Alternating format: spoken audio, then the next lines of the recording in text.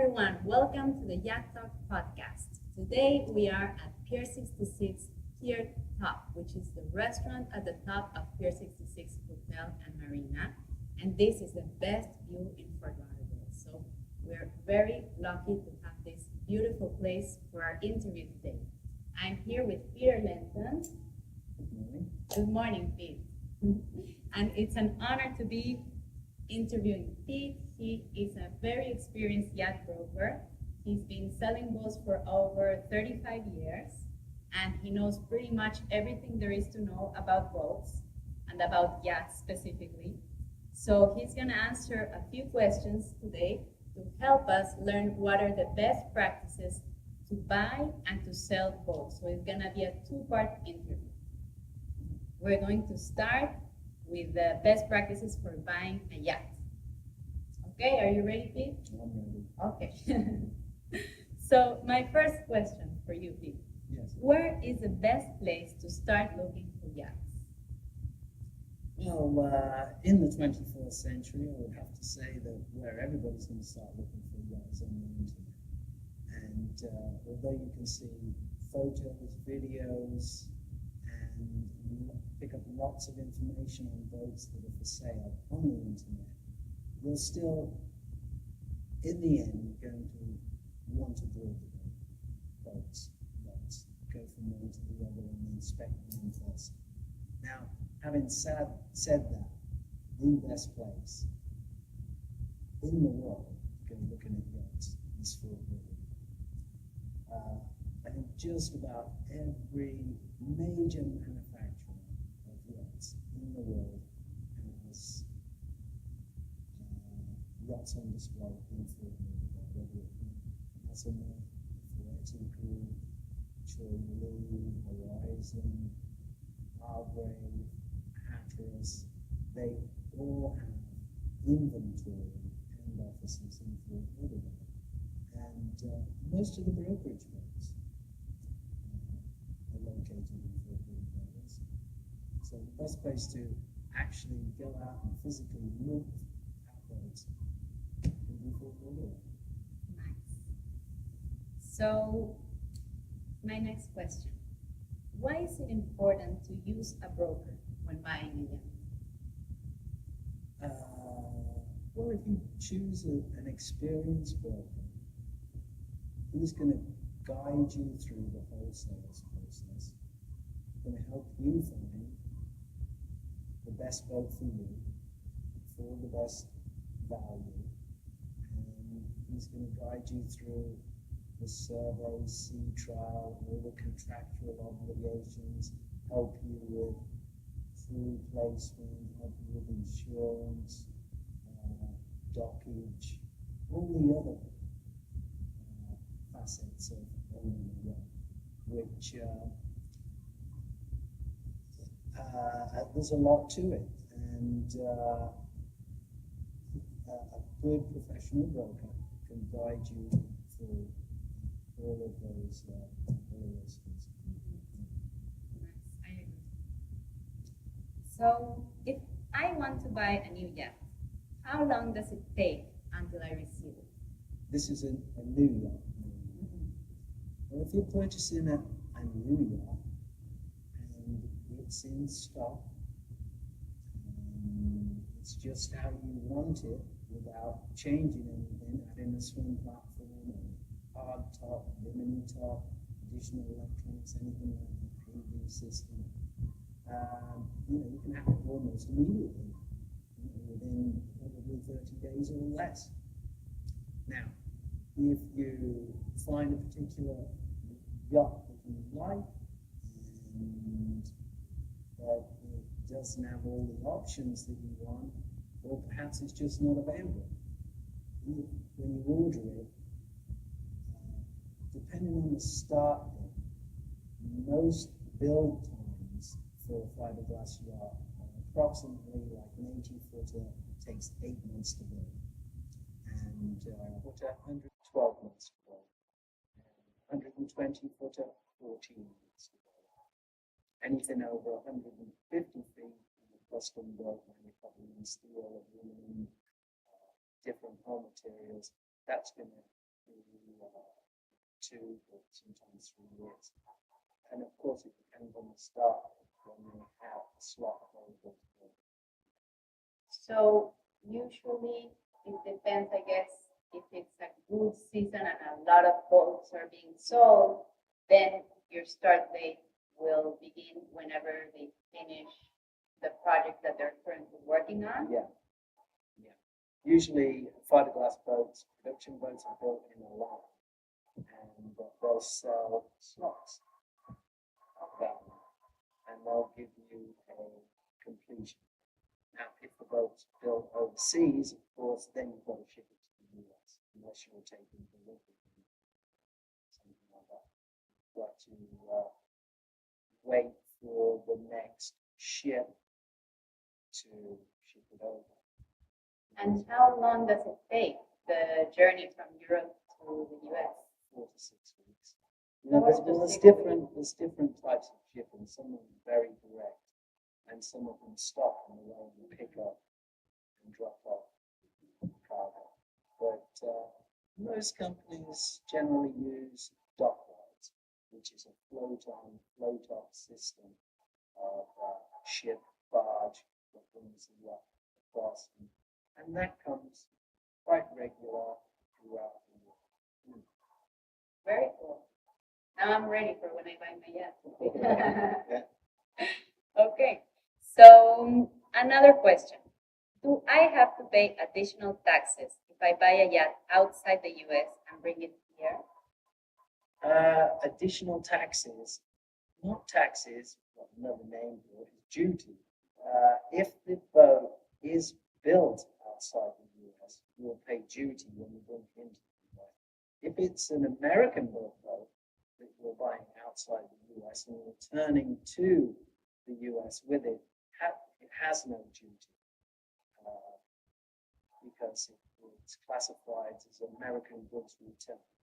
But if it's a foreign boat, no matter whether it's new, used, if the duty has not been paid, then there's 2% duty. 2%. Yeah. And then other taxes would be wherever you keep them from. In California, the Northeast, Florida. In Florida, there's 7% Florida sales tax, but there's a cap on that of 18,000, so you won't pay more than 18,000 US dollars.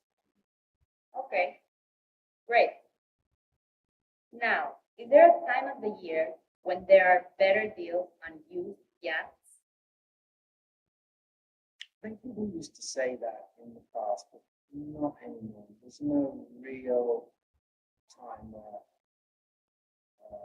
boats prices change. Having said that, I suppose in hurricane season, especially if there's a hurricane on the way, a lot of people would like to sell their boats and make a quick deal on it. Having said that, though, you probably won't get insurance on it because insurance companies, if there's a named storm within 500 miles, will issue insurance, and you wouldn't probably be able to close. Any other time that might be better is boat shows. Manufacturers of new boats often offer additional incentives to purchase a boat during a boat show or for 30 days after the boat show, extend these incentives. You know, manufacturers pay an awful lot of money to be in these boat shows, and they want to come away from the boat shows with some results. So it's important that they sell. That's a good tip. Good to know. And how many years of use is the maximum you would recommend when someone is buying a used yacht? I don't think there's a real cut-off date for older boats. You might, again, back to insurance, you might want to check with, if you are looking at an older boat, something in the 80s, hull of 1987, it's constructed in the late 80s. check with the insurance companies. Some older boats get a little difficult to insure. You have to go to specific insurance companies that specialize. But no, if a boat is kept in good condition and maintained correctly, especially with fiberglass. Fiberglass is rigid plastic, and plastic lasts indefinitely. Yeah, that's right. Yeah. It's more mechanical and systems aboard the boats. And sometimes systems like the plumbing system. After so many years, plumbing lines will tend to get porous and start leaving the boat. A boat will take on code, and all those plumbing lines or hydraulic lines need to be replaced. So that's something that a good experienced broker will reflect on. Okay. Next question. How many hours on an engine to make? If I'm buying a used yacht, like what range of number of hours on an engine should I be looking for? Well, I don't think there's an exact answer to that. How many hours you should be looking for, or how many less than so many hours. You can, but if a diesel engines are being properly maintained, oil changes, all the services, recommended services being conducted on those engines, I believe that diesel engines mostly last for about 10,000 hours. And then, even then, they get rebuilt.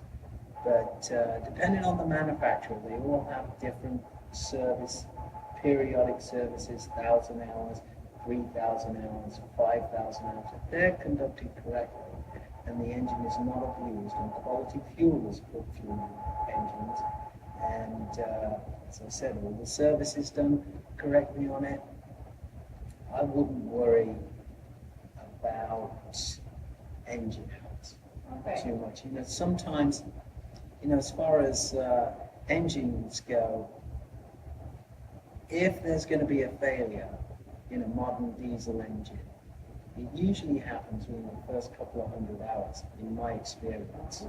If there's going to be a flaw in that engine and you're going to have a catastrophic failure, it's going to happen in the first couple of 100 hours. Once you put 200 hours on engines and then all the valves and seated properly, you follow the proper braking procedure, they just run and run. You can do the proper service. Okay. That's very interesting. Yeah. Nice. Now, how do I know if the price on a boat is a good buy? Well, there's only one real way to know that, and that's you'll find out when you sell it. Okay. Whether you paid too much. That's it. But again, a professional broker will guide you and make sure that you're getting a good value. Mm-hmm. Because most brokers will look down the road and probably think, I'm going to get this boat for sale in 3 years, 10 years, whatever. And like I said, that's when you find out whether you paid too much for it. Mm-hmm. Yeah, and if you have a good broker, did a good job, then when the time comes to sell, you will be happy with that person and use them to sell your boat. Yeah. That makes sense. So, but I have one more question. What about comparing other yachts in the market? I mean, the buyer might not be so experienced as to know. For example, when we were selling a Lazara 94, I had a client who was looking at a similar yacht that was much cheaper. But my client didn't know that that other yacht was not in a good condition. It was needing many repairs. So that are not always stuff you can see. Exactly. Right.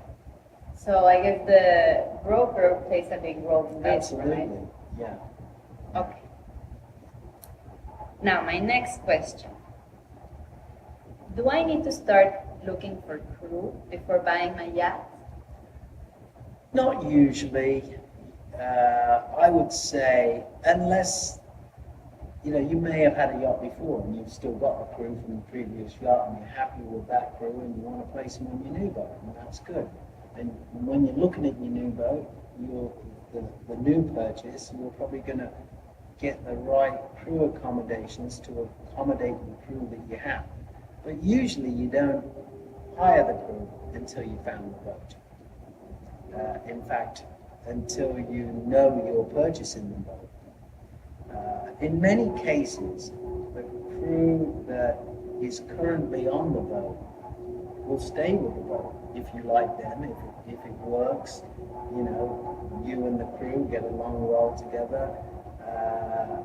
That happens an awful lot. The crew will stay with the boat. There may be the case where the guy who's selling the boat is buying another boat and he wants to take his crew with him. That's something different. In a lot of cases, you'll be able to hire the existing crew on the boat. If not hire them, most crew will do, or captain will do, a 1-2 week handover to the new crew. Again, a experienced broker will help you recruit. A good experienced broker has a network of crew. He knows many captains, stewardesses, and when he's looking for a crew for his client, he's going to find a good fit. That might be, is the client an avid diver? So the captain, if you look for a captain, it may be a dive instructor. Or, the steward, they like fine dining and they would like a stewardess who has chef qualifications. So you're going to get the right crew for the owner. And also, in some yachts, the crew accommodations lean towards a couple. Captain and stewardess, man and wife team. So crew accommodations do play a little bit in that, but generally, to answer your question, you will find the crew after you've purchased the boat or during the purchase of the boat.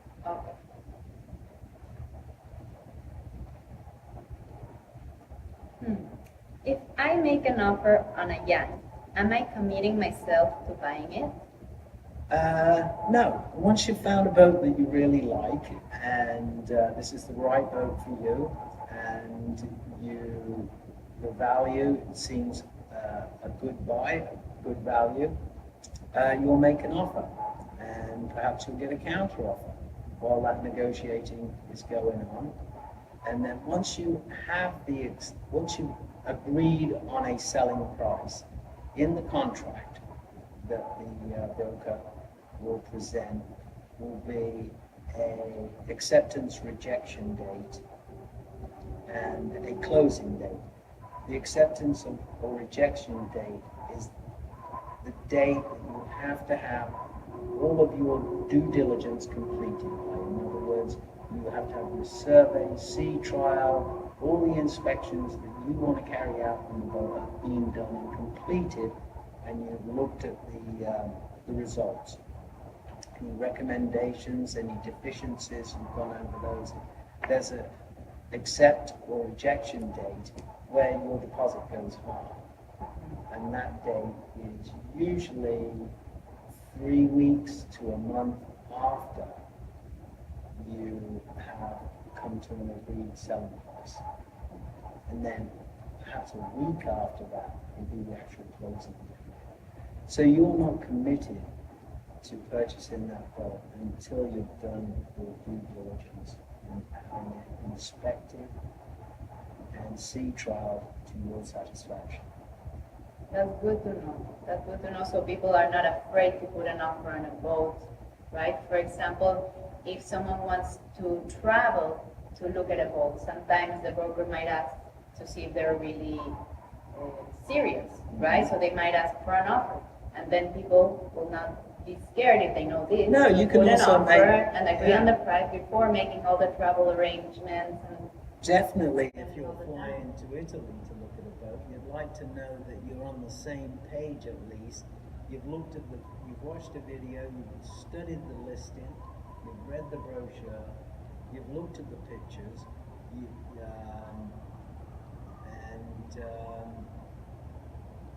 you would like to know that you can actually buy it.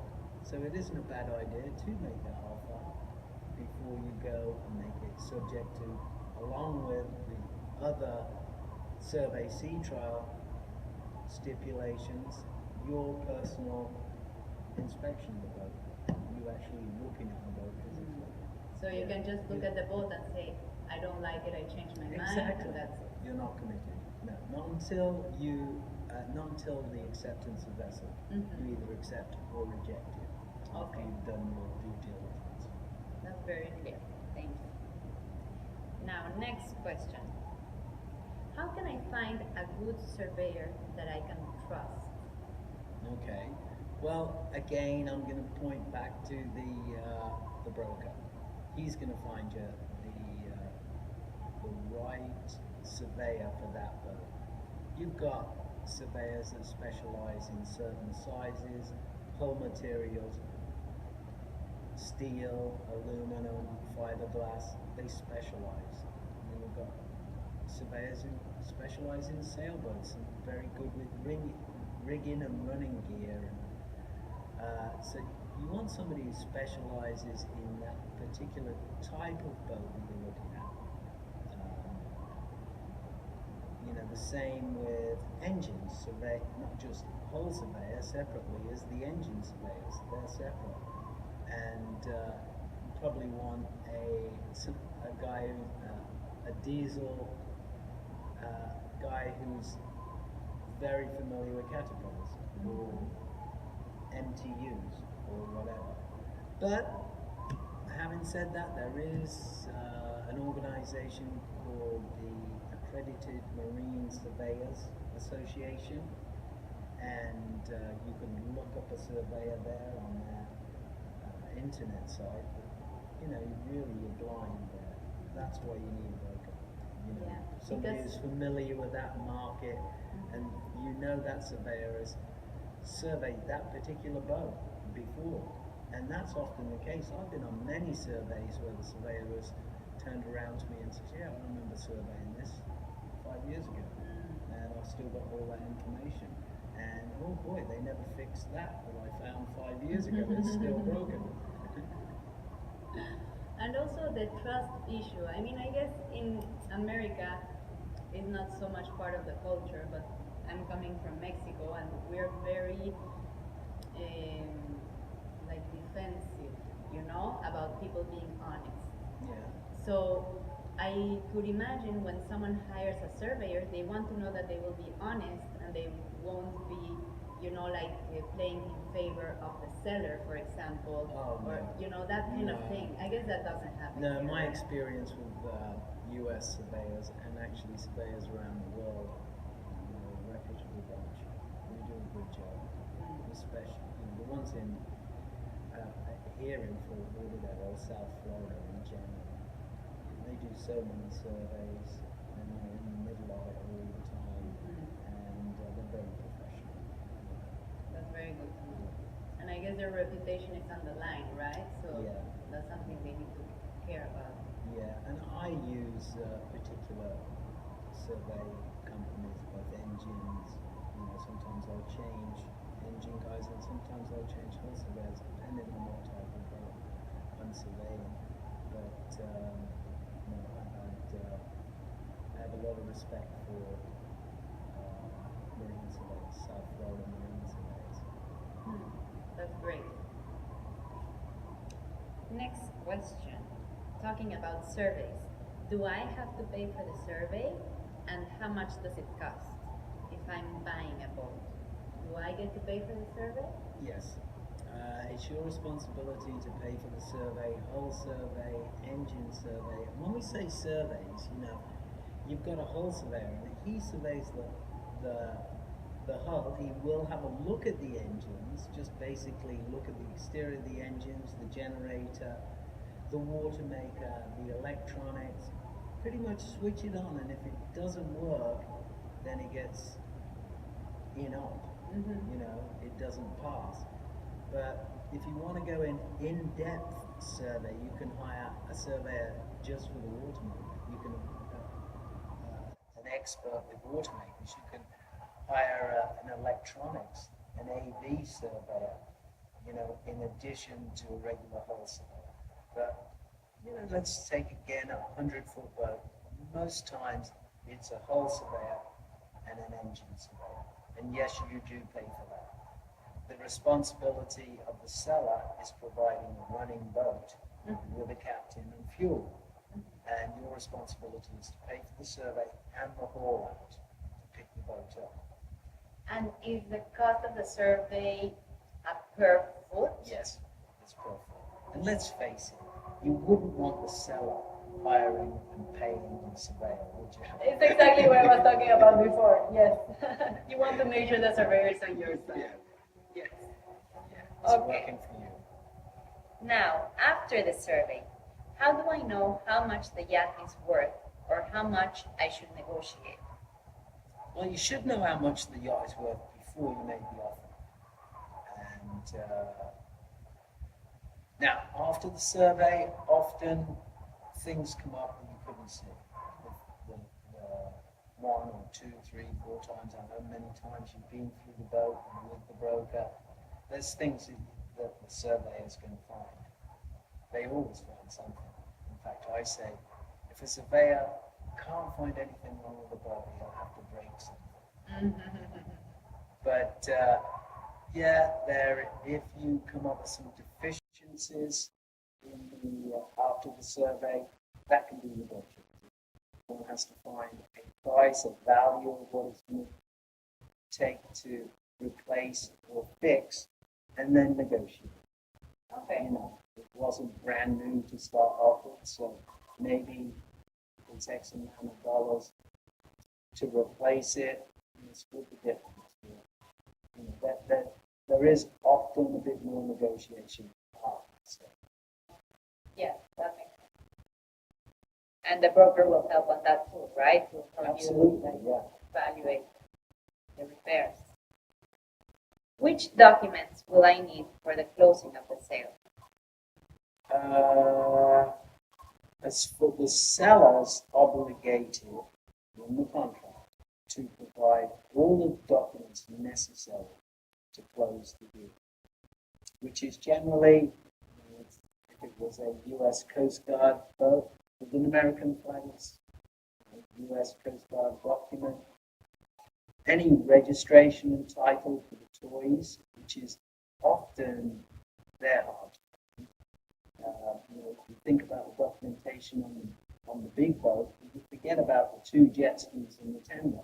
They both have titles and registrations depending on the state they're from. And so those are the documents that will be involved. They have to provide all of that documentation for the boat. And then the buyer is going to change that documentation, use a documentation agent to change it all up. Using the same flag that's maybe going from a red flag, you know, a British ensign to a US flag. Okay, So there may be a flag change, but depends on how you're going to use the boat too, how you flag it. Most people nowadays are flagging the boat in the US, Florida, because there is that $18,000 tax. So there's no real point in taking it offshore and flagging it with a foreign country. The only advantage with doing that doesn't really save you any money, but it gives you the ability to hire foreign port. Because on a U.S. flag boat, only U.S. citizens can work. But on a foreign flag boat, foreign crew can work on a foreign flag boat with B1, B2 visa. Okay. And is there a special agency where you go to get the title and your name and the flag? Do you do everything in the same place, or do you have to go to different offices? No, you do it all at the same place, and it's still done by a documentation agent. Oh. Yeah, that's what they specialize in, is transferring of documents, and they make sure that we will legally own the boat and the boat is paid off. Okay. Okay. Go through all that. Perfect. And, in closing boats, some maritime attorneys will request documents that are not essential to close the boat, but they want that document in addition to the other documents. For example, what kind of documents do they have? Engine certificates as well, which is an emission control, pollution emission control, which has just been introduced in the last few years. It comes up every year. Okay. Engine certificates, which I don't. They're not necessary to actually close on the boat, but sometimes they are requested. Okay. Yeah, and there are some variations on documents with if a boat is in charter, they will have additional documents that a private vessel won't require. Yeah. And will you mention some of them just to get an idea? And one of them is the toilet system on the charter. The waste system. Yeah. But the basic documentation is the document for the main boat, the tender, and then the other two. Okay, cool. Now, last but not least, is there any other advice you would give to people buying a yacht for the first time?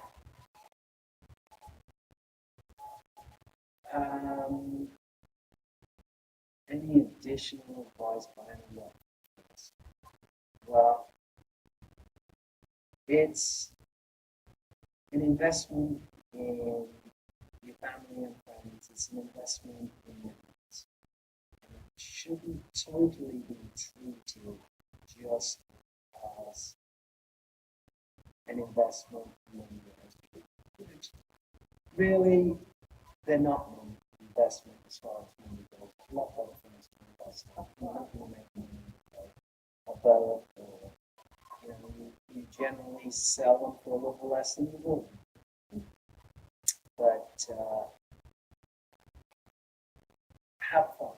That's what I say. You're going to have fun with the boat. That's what it's an investment in. It's an investment in people, friends, investment in. Because in the end, it's all. Yeah, that's beautiful. That's some very good advice. Thank you, Pete. Thank you so much. You're very welcome. And we will see Pete again for the second part of the interview, which will be the best practices for selling